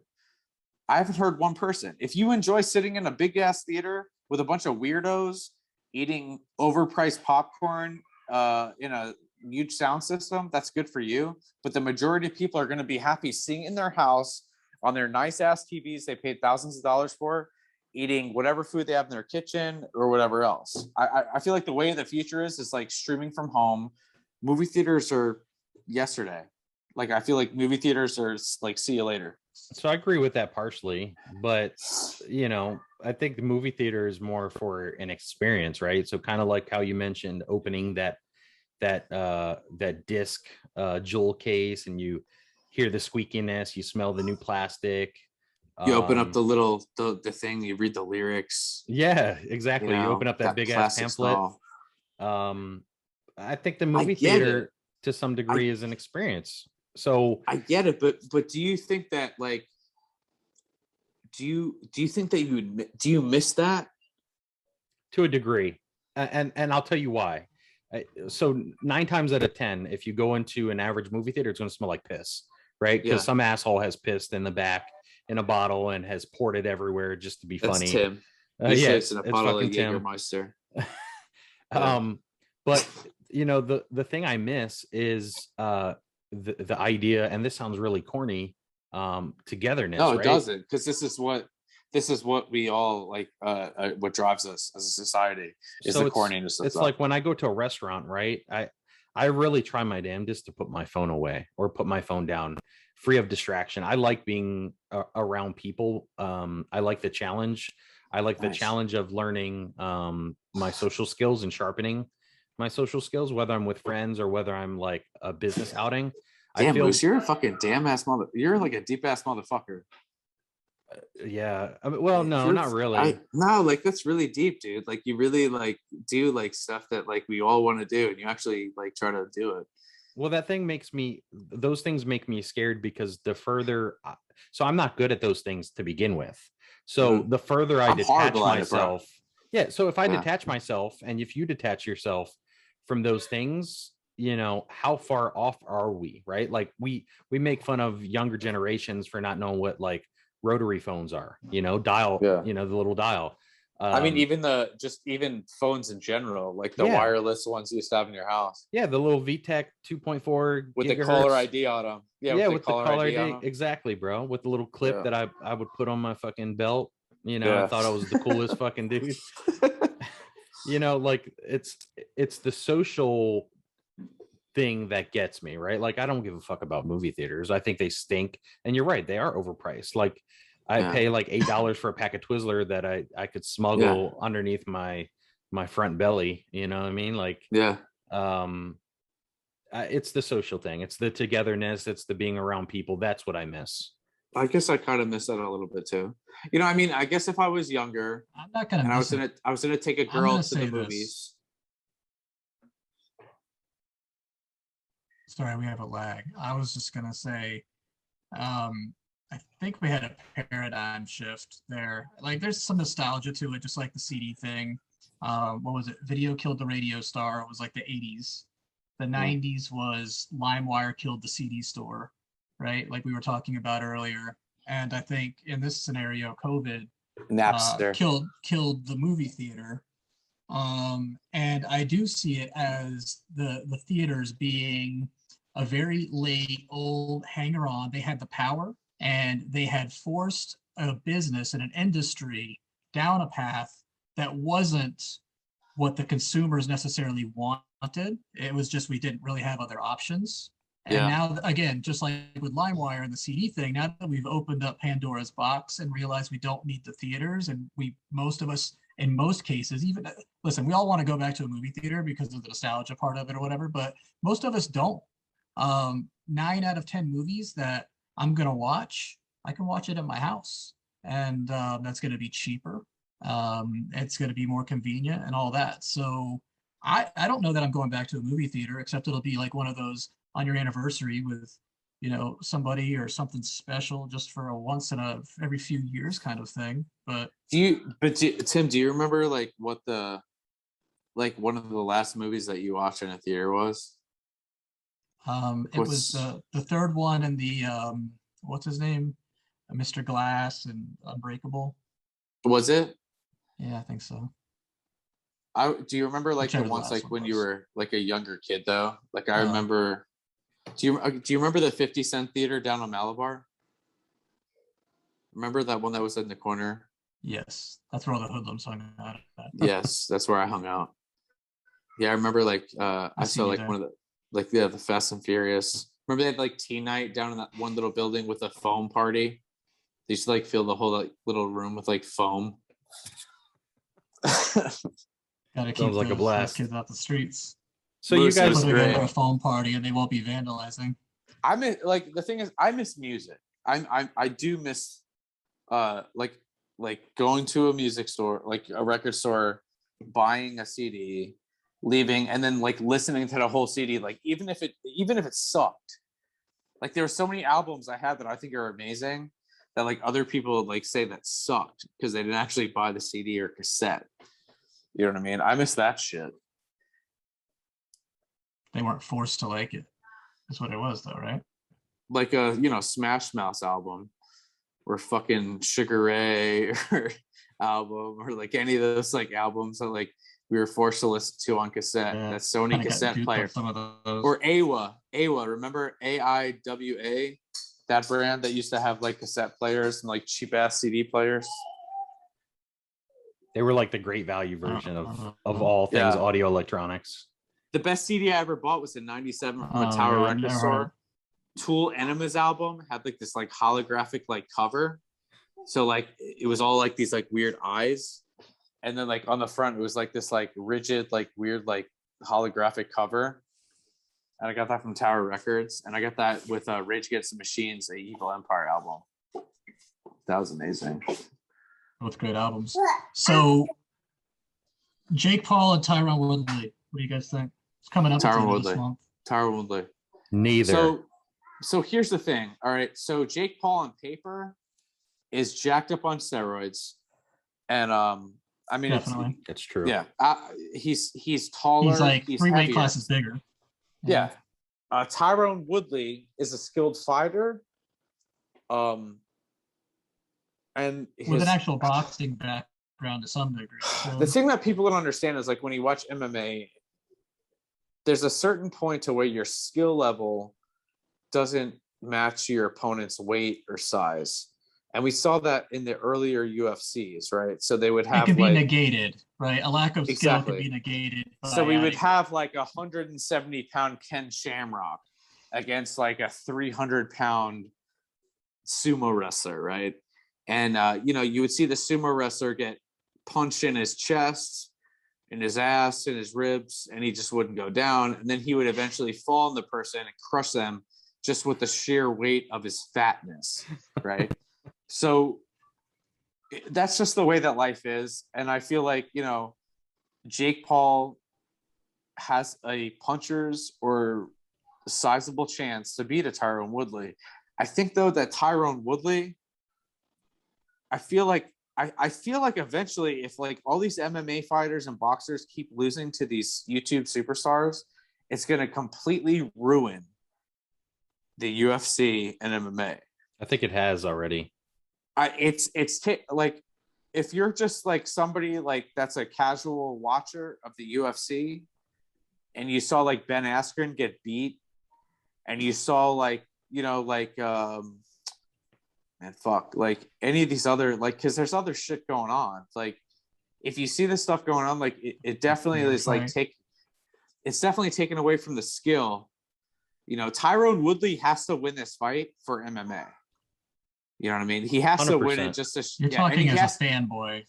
Yeah, So, and he has to win it, and Tyrone Woodley has to go out there and he has to knock this motherfucker out cold. Jake Paul, like it can't be no controversy or nothing.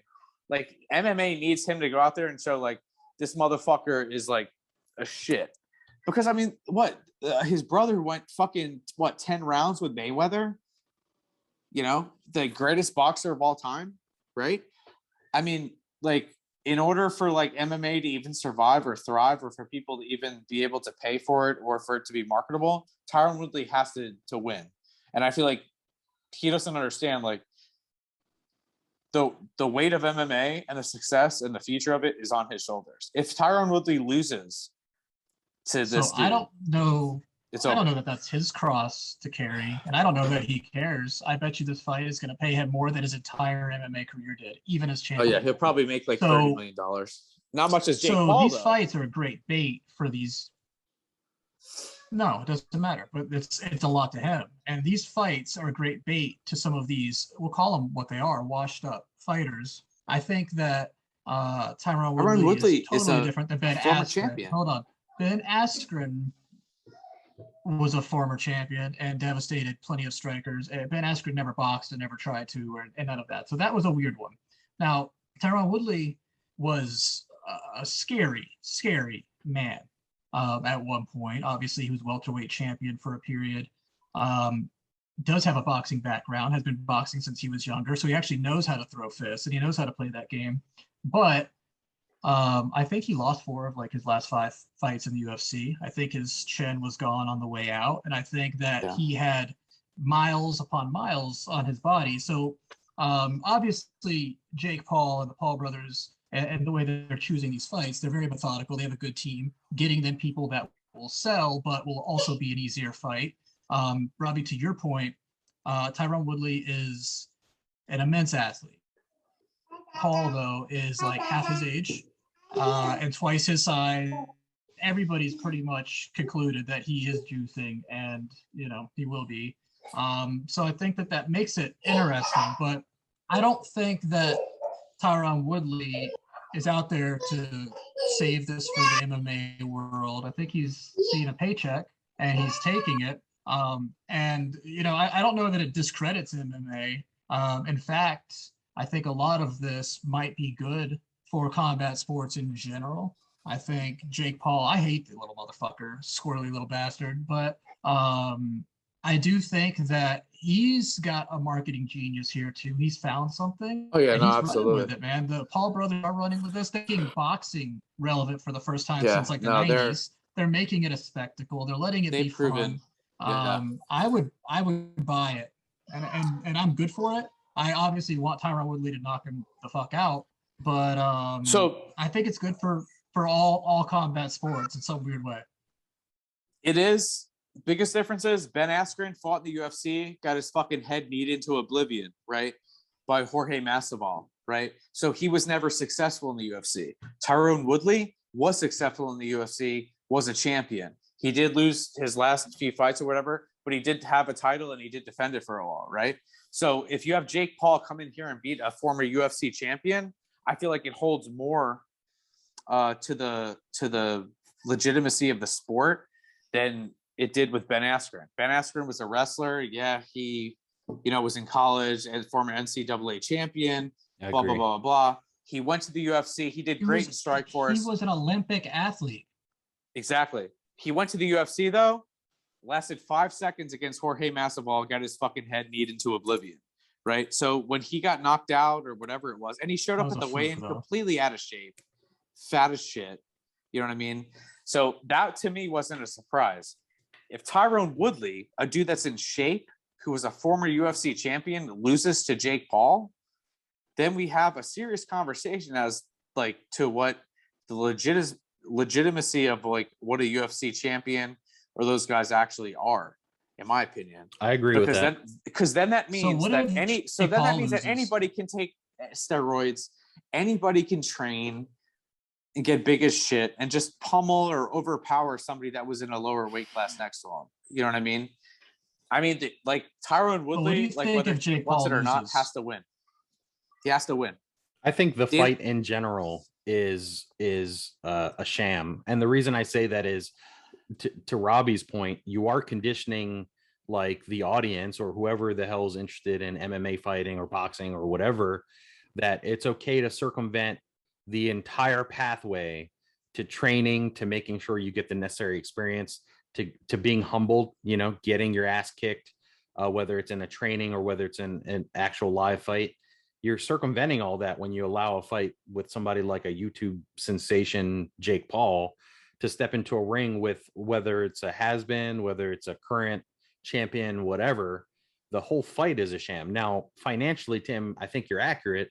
I think it does help financially bring in some different audience to the MMA, right? Because then people get creative and they're like, hey, why don't we have such and such YouTuber fight such and such MMA artist or boxing artist or athlete.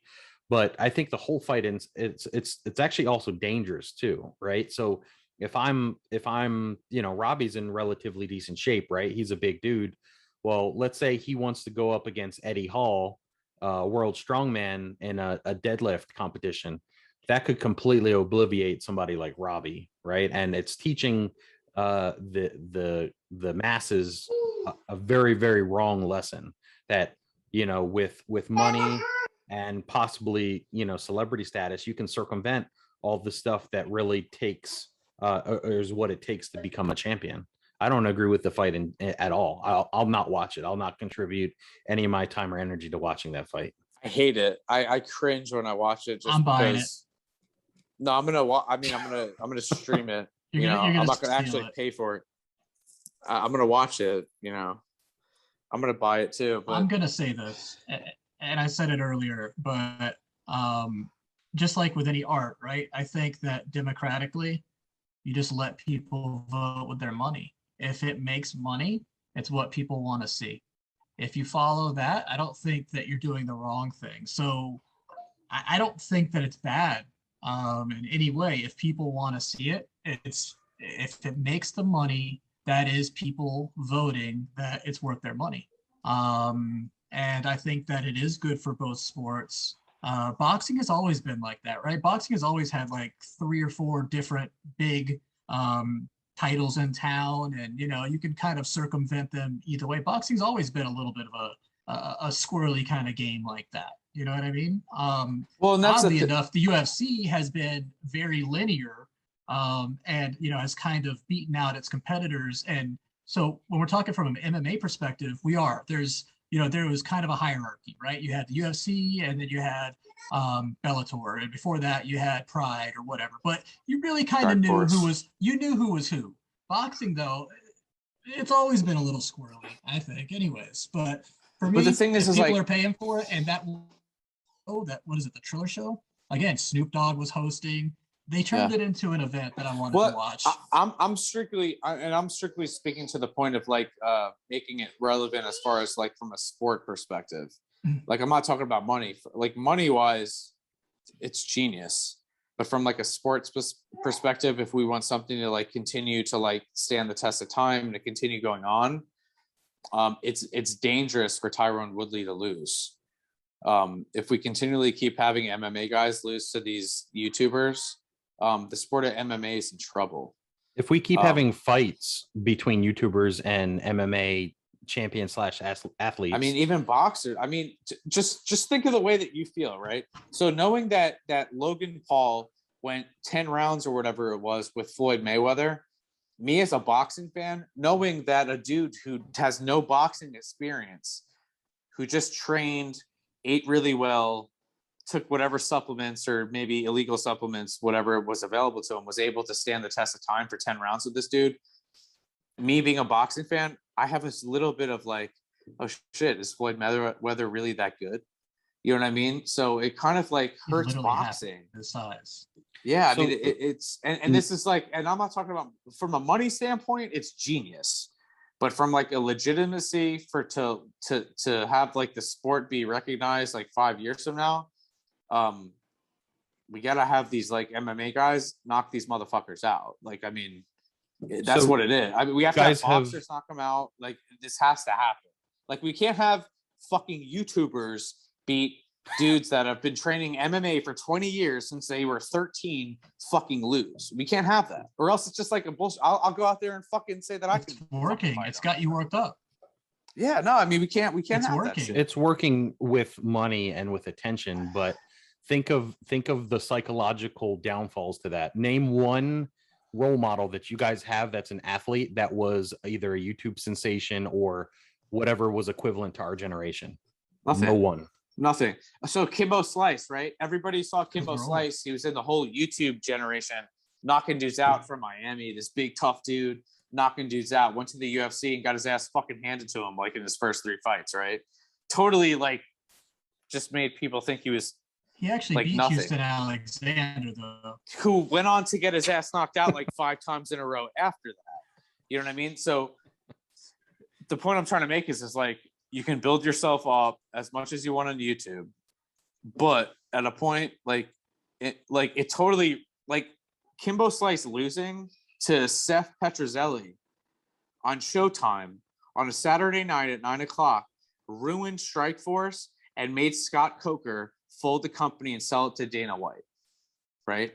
Because we finally saw like a weakness, and we finally saw like the dude that we thought was so tough lose. And that's what like Dana White, like I'm sure he hates all this shit that's going on.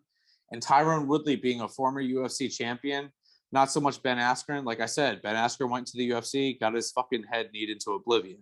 Tyrone Woodley defended the title 3 or 4 times.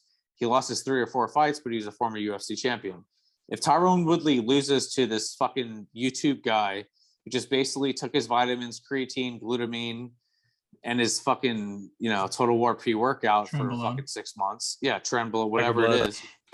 Yeah, I mean, if he loses, it beats a UFC fighter, people are going to start being like, yo, the UFC is fucking trash. Like, I can go in the UFC, and it may not be true, but that's going to be the mentality of America. And I mean, I have to say, like, if you look at the fucking prices of the UFC fights and how many people actually have paid for a fucking UFC fight, they've declined quite a bit. You know, nobody's fucking paying So for here's the UFC fights on problem. pay-per-view.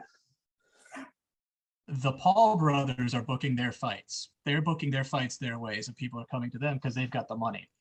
Dana White needs to start booking these fights. What he needs to do is he needs to get on like Twitch and these gaming channels with all these puny little cats that are playing video games all the time and start booking them fights to come fight his peeps so we can reestablish MMA as dominant champions they need to be. Like start picking up these 16-year-old kids on their YouTube, like my kids, like Dan TDM and stuff. That guy's not more than $140. Put him in the ring in the UFC and let's start beating down some YouTube stars so we can make MMA legitimate again, right, boys? So that brings up a different argument, right? Like, and I agree. So Dana White could easily take back the realm of, you know, UFC and be like, you know what? No, this is the sport that I control. Or if he paid his fighters better, they might not have to take these circus fights. Well, that's true too, 100%, because they're severely underpaid at the current moment. But then that poses a whole different argument, right? Is the leaders of these sports or these events, right? Like, are they just, you know, clearly they're just financially motivated, right?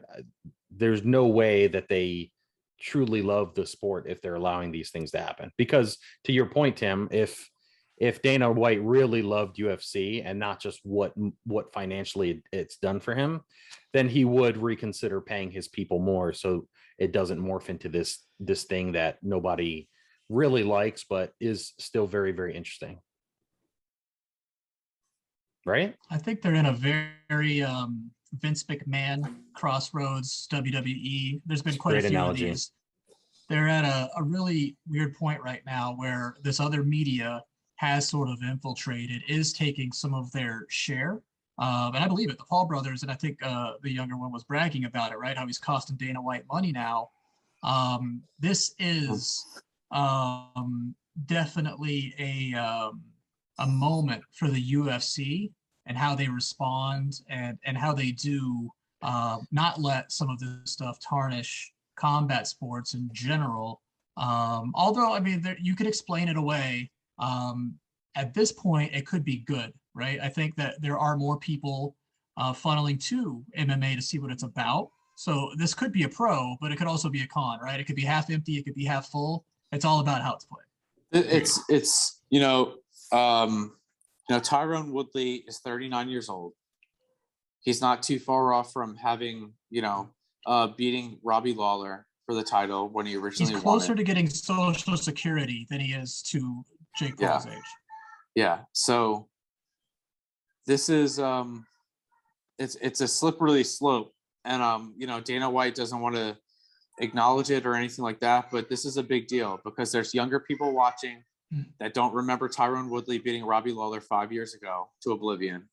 5 years ago, I mean, the 25-year-old kid was 20 years old. I mean, probably, maybe he couldn't even afford to watch a UFC at that point or go to a Buffalo Wild Wings or fucking Beef O'Brady's to watch it anyways. But, it's Tyrone Woodley has to win this fight for MMA. If he doesn't, it's going to be an issue. It's going to be a problem for the UFC. MMA UFC's does have more skin in the game. Yeah. First of all, everybody asked her and thought he was a loser. He never had a physique. Tyrone Woodley has a good physique. It brings more legitimacy to it. So if Jake Paul beats Tyrone Woodley, who did have a championship and all that, and has the look, even though he's punch drunk and he's maybe not be 100% into this, like it's going to look bad for him. But the thing with Ben a lot worse Askren than Ben Askren's chubby ass flopping on the ground. Ben Askren went freaking total vegetable when he got kneed by Jorge Masvidal, and just he was done. So to see him lose wasn't a big surprise to people. I mean, I think people are more surprised to see him like on the scale looking like a fat ass, which I thought was completely disrespectful to show up in that condition. But he looked like that his whole career. Maybe he did, but it was over. He never looked good. But to be that, I mean, he looks fat as shit. That's just disrespectful.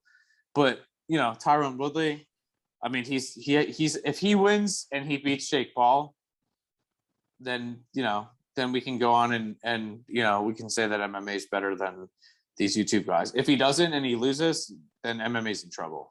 Yeah, It's going to be in trouble. I agree. Such a phallic victory. It's Well, it's going to be crazy.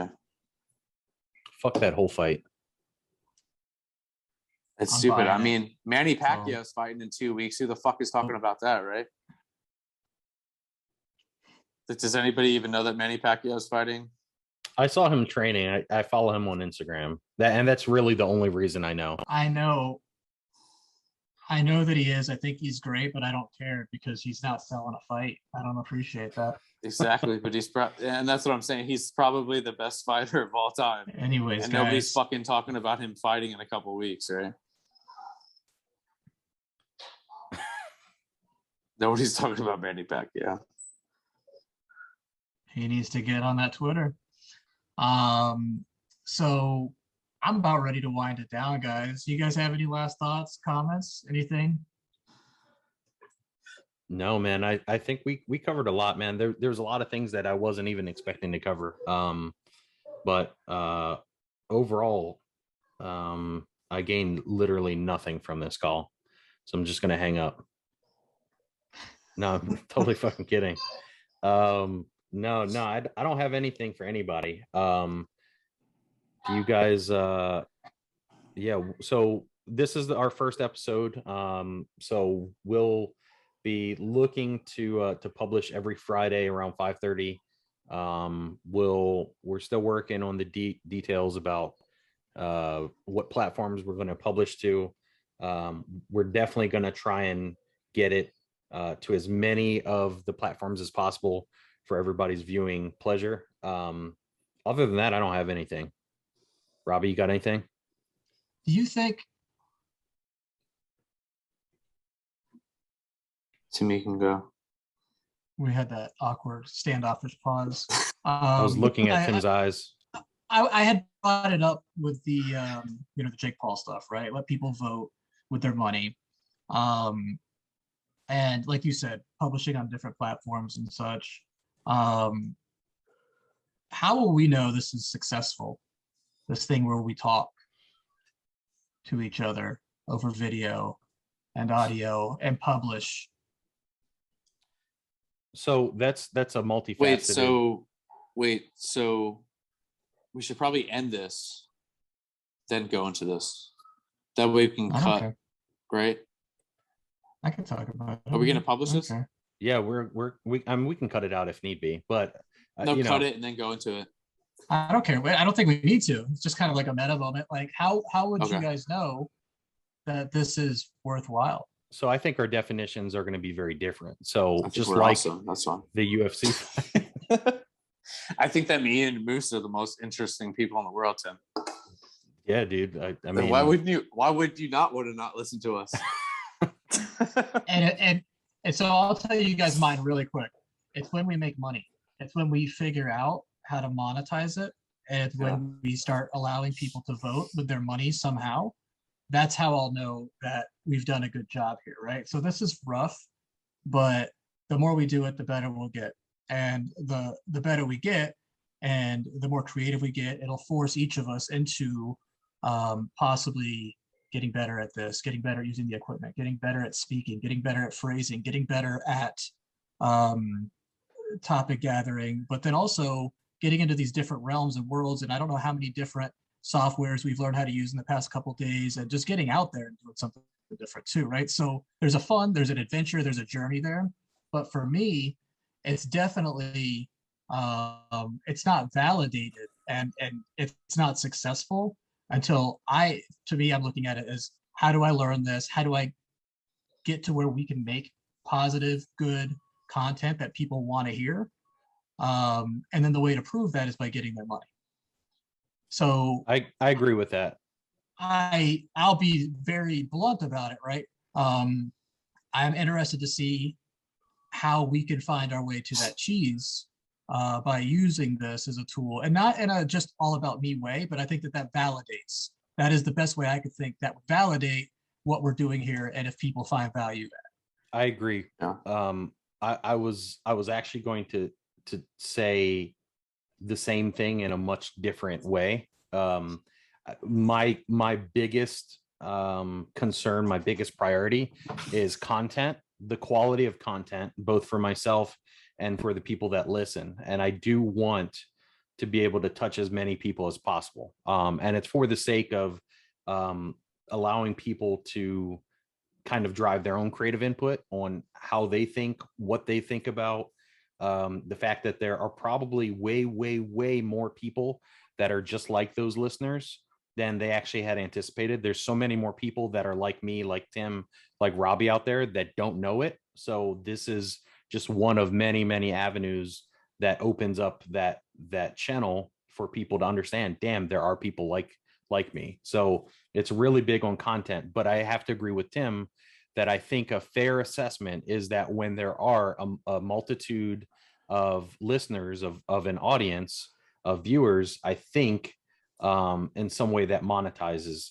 And I would love to do this full time. I would love to connect with people and get paid for it, because I think the ultimate goal for anyone is doing what you love to do and being able to make a living off of it. So I agree. True. I think that's. I very love well this shit. spoken. Like, I love this shit. Like, you know, like Tim pulled me into this, like, totally. I wasn't taking him seriously. I showed up at his fucking house on his fucking like Saturday, and Tim's like, you were standing hey, number one. No, he's like, we're gonna do a podcast, me, you, and my friend Moose. And I was like, okay, whatever. And I thought like Tim just had like, you know, a couple drinks. All right, bro, pass me a beer. Yeah, that's what I thought it was. And then Tim like said the next day, it's like, yo, Moose is here, let's go do this podcast. And I was like, okay. It's like, really? He's like, yeah, let's go do it. So we did it, and it was like so therapeutic. And you know, as somebody that's like gone to like therapy or whatever, like I felt like so like, even though like nothing was actually like solved or relieved from like my life or my problems, I felt like so like relieved just to like talk about like stuff with like my peers, my friends, my brothers, right? So you and Tim, to talk to you guys, we're like kind of like brothers, right? So to just like have that and like to talk and, you know, just to have that, I felt like such like huge relief, and felt so fucking happy. You know what I mean? Walked into Tim's house and I saw how big you were, and I was like, fuck, I didn't do enough push-ups.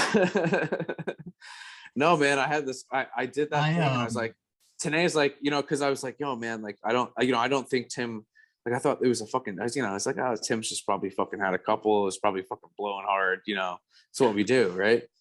Like, no, just to be real, like, you know, me and Tim, like when we drink a little bit, we blow hard, we're blowhards.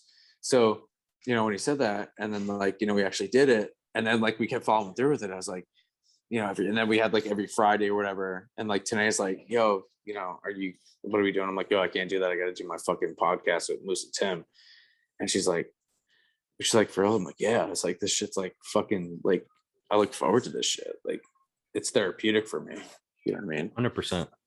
That's a really good point. And I probably came off a little. And there's nothing like I'm not solving any problems. Like, I'm literally just like sitting here talking to my fucking, like, yeah, I'm sitting here talking to my best friends. You know what I mean? Like, I love it. Like, it's, you know, even if we don't agree on shit, you know what I mean? It's just, it's I feel good. It's forced socializing, which again is probably introverts. We don't do enough, right? So it's fun to do this with you guys. There is definitely that camaraderie that makes it enjoyable. And then just the goal from there, though. So there is like there's something in it. And I think we all enjoy this. Then it becomes sort of our duty and our obligation to make it good enough for other people to enjoy. And I think that's the trick or the secret, that we have to get over that portion of it, right? Is we like it, but in order for us to justify continuing to do it, I mean, we could just do this to nobody forever. Or, you know, we can listen to our audience if we ever get any. We could try and find creative ways to find that audience, and we could problem solve this together as a group. Again, that camaraderie. And try and go on this journey together as three guys and actually see. I think we owe it to each other to see what we can make of this too. You don't have to sell out for that, but we got to sell, and we've got to push past some of our our basic boundaries, I think. And as a group, maybe we do get there. And I think that would be the most rewarding thing, to take something that we enjoy, we all obviously enjoy, we want, we like, we love, and turn it into something that monetizes. And I don't think any of us need the money, but put that back into the business and just see how far we can go. It's a competition, right? So I'm looking forward to doing it with you guys, period. I love it, man. We'll see what we can do with it. We'll take notes. We'll take, hopefully one day we get people commenting down in the comment section, and we could take that feedback and how well do we listen to our audience and tailor something that's more and more practical, more and more valuable. And at the end of the day, if we do create a good product, we should be compensated. And again, it's not about the money for me to go out and buy Ric Flair robes, but the money is kind of the validation, do that. Yeah. That's what it takes. If I have to be I'm looking some freaking for Razor, scum of YouTube, I'm looking for Razor Ramon trunks from '95. So I'm looking for the HBK Shawn Michaels freaking tights, because I'm just a sexy boy. But no, dude, I was telling Tanae earlier. So I think like the first few we should record and kind of figure out how we want to do it, because that always gives us the first. Yeah, and then we can also put it out there and be like, hey, check out this is my new podcast. I'll put out my shit, and then Tanae can put out on her shit. You know what I mean?